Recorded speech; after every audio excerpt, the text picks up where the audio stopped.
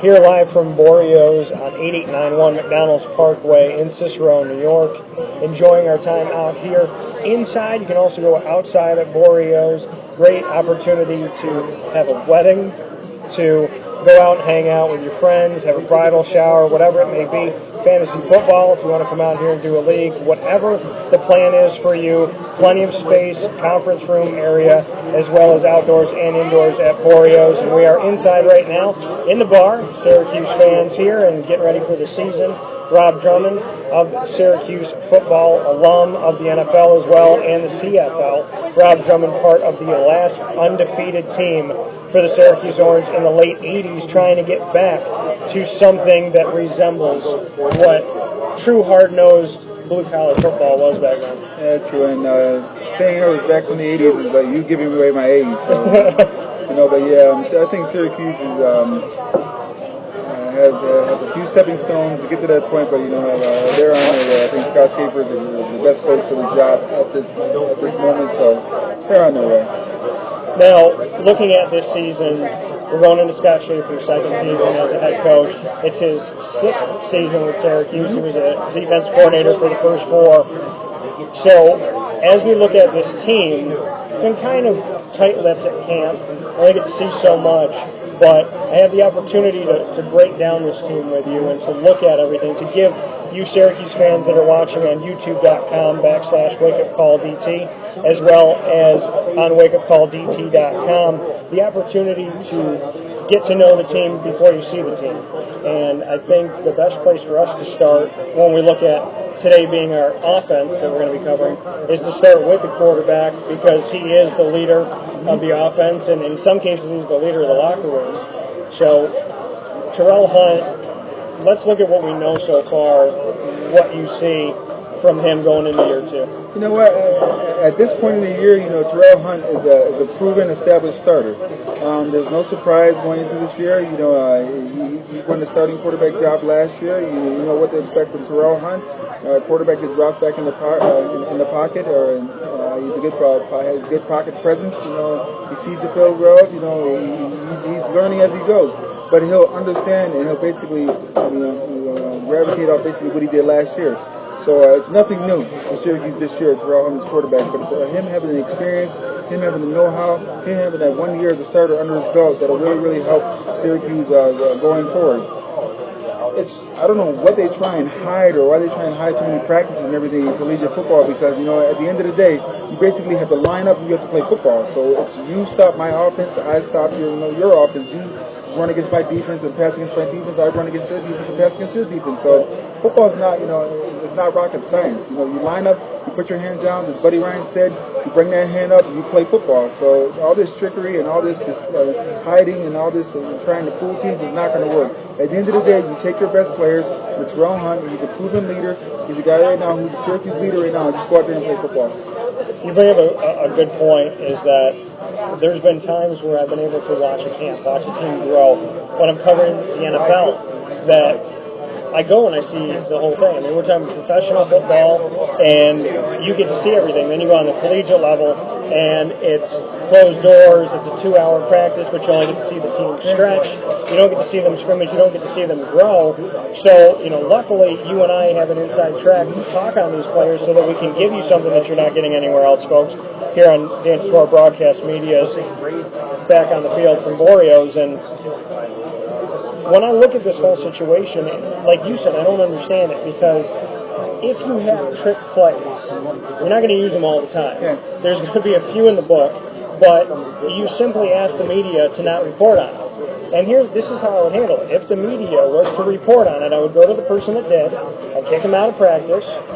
Maybe you give a warning. You say, okay, I told you not to say this, the next time you're out.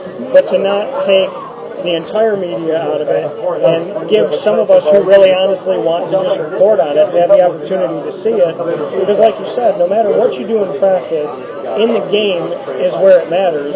And no matter how good Florida State was or how much film there was on Florida State, it didn't matter what they were doing in the spring or in the fall, because at the end of the season, everybody's watching their games. Everybody has 12 games of film to watch, and they still beat you. You know what? It's funny you say that. My philosophy and my take on it is that even when I was a player, no matter what I did on the field, it doesn't matter. It would be the exact same thing that I did during the game. It wasn't going to change my running style. It wasn't going to change the way I catch. It wasn't going to change the way I block. It wasn't going to change the way I approach the game.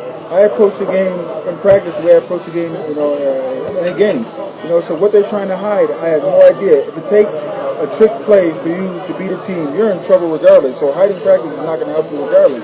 You should be able to go out there and dominate a team. If you're a dominant team and you can let the media see you in practice, you're going to be a dominant team when you walk on the field. What are you trying to hide? But that's in college coaches. I've never understood college coaches and what they try and hide from the media.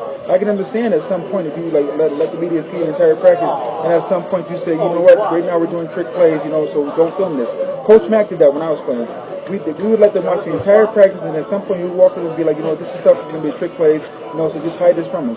But from a standpoint from having an advantage, it would be able to go out there and let them see our toughness, let them see our tenacity, let them see our work ethic, let them see how hard we practice and how hard we train. That could be an advantage for you as a college or university to let other teams see this and be like, holy, they actually work, they really go out there hard. So I have no idea what this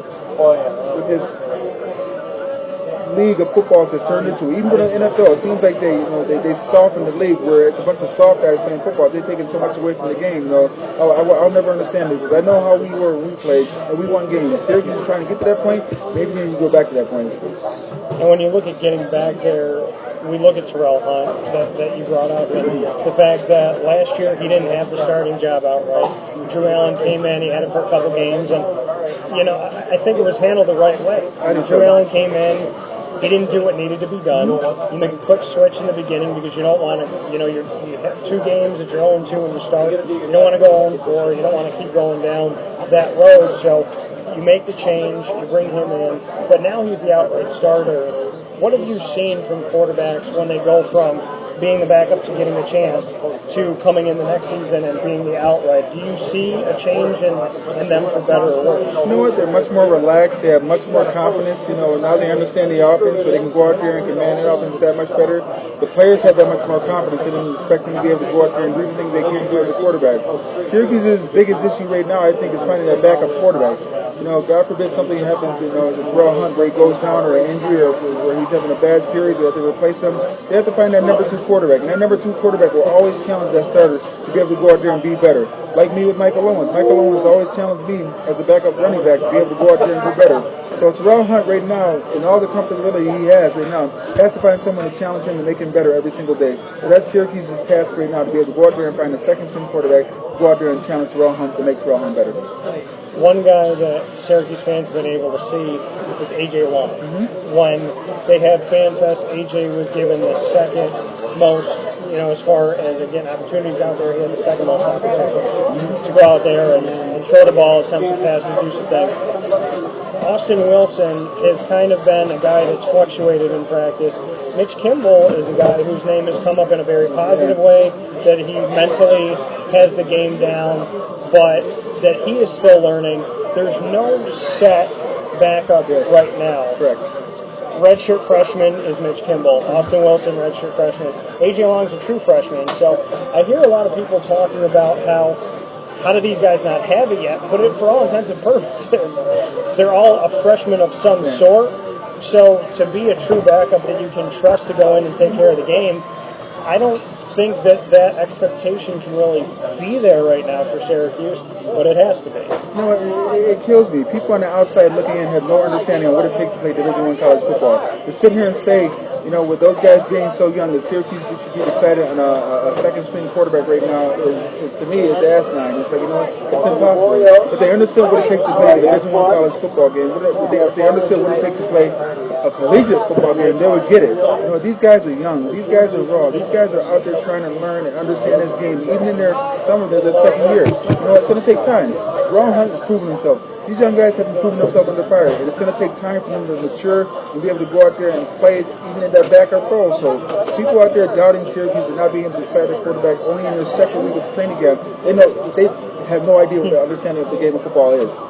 When you look at these guys, when you look at what the future can be for them, if somebody goes down, Terrel Hunt is to go down, that you need somebody to step in.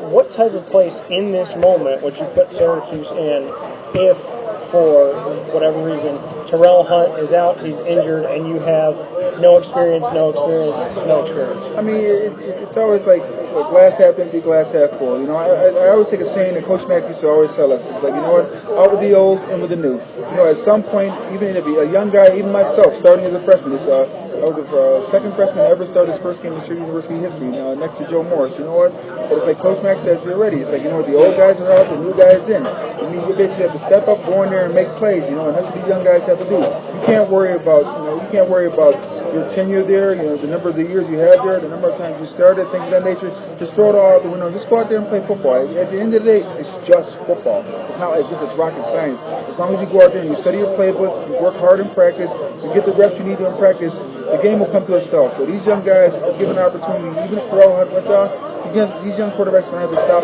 step up. And from a learning curve, from a learning experience, yes, they'll learn on the run. But you know what? You have to do it. They're not the only ones to do it. You know, now, and they'll never be the only ones to ever do it later. So, you know, at this point, just learn on the run. So that's the way I look at it. I approach it this way. Terrel Hunt goes down, you have to step up. And I think it's interesting that there's so many critiques to everyone fighting for the 2 spot not being good enough, but Terrel Hunt had no experience before last season. Exactly. So he had to learn on the run just like these guys had to learn. As I said before, Terrel Hunt's a proven player right now. He has the experience, and I'm pretty sure he's helping the younger players right now because that's the type of person he is. You know, and they just learn from him, soak up the playbook as much as they can because right now the pressure is not on those young men. Right now the pressure is on Terrel Hunt, and he's the one that has to go out there and be the leader. He's the one that has to go out there and be the stalwart and lead the Syracuse University team, whether it be victory or a loss, they can learn from. So right now these young guys can learn so much. They're not in the position right now of being a starter, but they can learn because at any given time you're never going to be called. Absolutely. This is Dan Tortora Broadcast Media. Rob Drummond, who played for Syracuse, the NFL, and the CFL, had a very long career and had the last great season at Syracuse with him at running back. We're at Borio's 8891 McDonnells Parkway in Cicero, New York. We'll be back to talk about the running backs.